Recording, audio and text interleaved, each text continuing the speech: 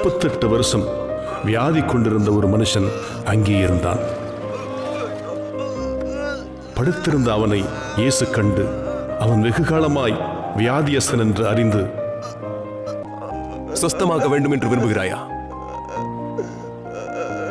ஆண்டவரே, தண்ணீர் கலக்கப்படும் போது என்னை குளத்தில் கொண்டு போய் விடுவதற்கு ஒருவரும் இல்லை. நான் போகிறதற்குள் வேறொருவன் எனக்கு முந்தி இறங்கி விடுகிறான்.